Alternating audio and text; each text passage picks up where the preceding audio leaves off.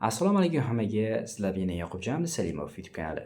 Demak, bugun biz yana o'sha mavzu Mishel Rashid Al-Fasi haqida gaplashamiz. Demak, bugungi mavzuda nima o'rtaga tashlanadi?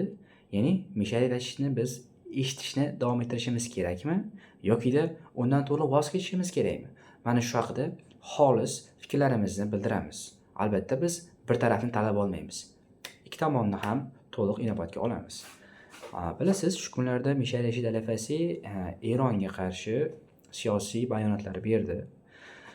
Xususan Eronni qo'llari kesilsin, zolimlarning qo'llari kesilsin deb berdi. Albatta bu xolis olib qaraydigan bo'lsak, har bitta davlat organida, aniqroq davlat ishlarida ishlovchi bir xodim o'laroq Mishel Rashid Al-Fasi haqida, ya'ni nega? Bilasiz, arab davlatlarida qonun juda ham kuchli va qaqshatqich desak to'g'riroq bo'ladi. Ya'ni biz O'zbekistonimizdan farqli o'laroq ularda monarxik tuzilmada ishlaydi. O'zbekistonimizda esa bilamiz, bizda prezidentimiz bor, xalqlarimizning o'z huquqlari bor. Ya'ni hamma o'z erkin fikrini bildira oladi. Lekin ularda unday emas. Agar ular davlatga qarshi fikr bildiradigan bo'lsa, arab ko'rfaz davlatlarida ular juda ham katta javobgarlikka topshiriladi. Ayrimlari o'limga ham hukm qilinadi. Ko'pchilik ulamolar aynan mana shunaqa vaziyatlarda siyosatga qarshi chiqib, Falastin tarafini olib qamoqda yotibdi. Va albatta ularning oilalariga ham zulmlar bo'lgani aytilgan.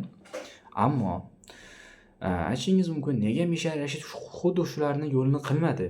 Nega ular bilan ularga o'xshab musulmonlar tarafda bo'lib turib o'zini biz uchun xudo qilmadi deyishingiz mumkin. Ammo lekin do'stlar, keling bir inson sifatida o'ylab ko'raylik. U ham xato qiladi. U ham xato qilishga majbur, chunki u inson. To'g'ri, qorinlik jihatidan u aytish kerak edingiz, lekin uni ham oilasi bor, uni ham vaziyatini tushunishimiz kerak. Albatta biroz kutaylik, ya'ni haqiqat yuzaga chiqadi. Nimadir uni aytishga majbur qilgandir. Ammo lekin gapning endi neytral tomoniga keladigan bo'lsak, xo'sh, endi biz u insonni qorini eshitishda davom etishimiz kerakmi yoki to'xtatishimiz kerakmi? Keling, endi aytaylik. U xo'p, inson sifatida xato qildi, lekin u nimani bizga yetkazib beradi? Qur'onni yetkazib beradi. Qur'on xatomi? Albatta yo'q, u mukammal. Alloh tomonidan berilgan kalom.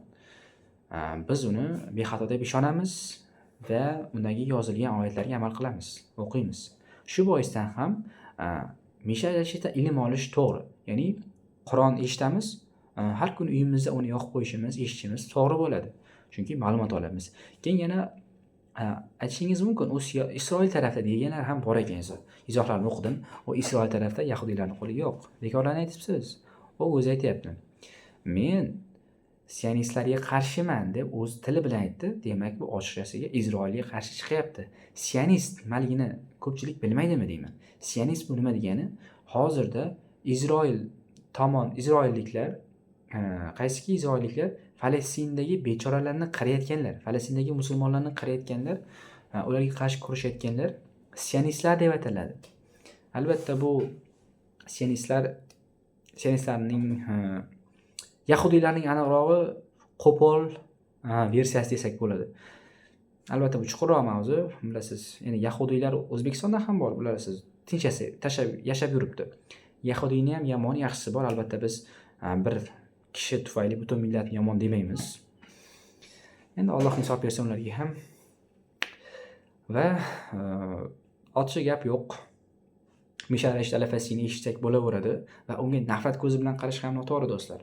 Chunki Mishel Rashid Al-Fasi butun bir musulmonlarga qarshi chiqqani yo'q, faqatgina Erondagi urushga o'zini bayonotini berdi, faqatgina Erondagilarga qarshi chiqdi. Davlatiga hujum qilgani uchun balki majburlikdan, balki istab, lekin qarshi chiqdi. Fakt bu. Ya'ni fakt. U qarshi chiqdi. Endi bir tomoni borki, Erondagilarga qarshi chiqdi deyilyapti, lekin meni xalq aytayapti. Erondagilar kimlar? Musulmonlar. Demak, u musulmonlarga qarshi chiqdi deyapti, lekin yo'q do'stlar, yana aytaman. U faqatgina Erondagi boshqaruv tizimiga qarshi chiqdi. To'g'ri, gaplarda aytayaptiki, Erondagilarning ayrimlarini sahobalar dushmani deydi. Ammo lekin bu gap ham to'g'ri-da. Eronda bilasiz, ko'plab oqimlar bor, ya'ni Shia oqimining ko'plab pullari bor, sahobalarga qarshi chiqadigan, gapini olmaydigan. O'shalarga qarshi ham o'z fikrini bildirdi-da u. Shu boisdan albatta yakunda hech narsaga majburlamoqchi emasman. ya'ni bor Misha Rashid alafasiga muxlislik qil, majbursan demoqchi emasman. Albatta, bu sizning ixtiyoringiz. Va shuni ham eslatib qo'yishim kerakki, izohlarda ko'pchiligingiz bilaman, boshqa mazhabdadirsiz, boshqa mazhablik ekansiz, ammo lekin ahli sunna val jamoa mazhabini haqorat qila olmaysiz. Yaqindagina shunaqa bir insonni topib oldim. Ahli sunna val jamoa mazhabini musulmon deb hisoblamas ekan, ular bir tingi qimmat odam deb izoh yozgan ekan. Ana shu odamni topdim. Rasmlari boshqa joylarda turibdi, dalillari turibdi. Uni ustidan ariza yubormoqchiman, lekin o'ylab turibman, o'zini kechirim so'rashini kutyapman. Chunki bu yerda diniy ixtilof qo'zg'ash bo'lyapti. Ya'ni bitta hozir Misha Rashidni yomon ko'rganligi uchun butun bir ahli sunnaga tuhmat qilyapti. Bu yaxshi emas do'stlar, albatta. Shu boisdan ham yana aytganimdek odobli bo'laylik. Ya'ni katta odamlarga odobli bo'l deyish bu ahmoqlik. Ammo lekin yana bir marta aytaman, aynan shu kabi yoshi katta ammo ruhan, aqlan nosog'lom bo'lgan odamlarga odobni saqlang. Biz O'zbekiston Respublikasidamiz. Har bitta aytgan gapingizdan keyin javobgarligingiz bor albatta. Shuni ham unutib qo'ymang. Shuni ham aytib o'taman. Misha Rashid alafasiga haqorat qilsangiz, uni yomon ko'rsangiz, haqorat qilishingiz to'g'ri emas. Chiroyli gaplari bilan unga qarshiligingizni bildiring. Hech kim sizga yomon gapirmaydi. Faqat chiroyli gaplar bilan, madaniyatli usul bilan albatta. Va albatta videom shundan iborat edi. Bilaman, shu kunlarda videolarim ko'rilyapti, lekin ko'pchilik obuna bo'lmayapti. Albatta, bu kanalim rivojlanishiga to'sqinlik qiladi. Sizlardan iltimos qilardimki, mana shu kanalim rivojlanishiga o'z hissangizni qo'shing. Videoga bir dona like va obuna bo'lish tugmasini bosib qo'ying. Bu albatta kelgusida kanalim rivojlanishiga katta hissa qo'shgan bo'lardi. Obuna bosganlarga kattakon rahmat. Ularga omad tilayman.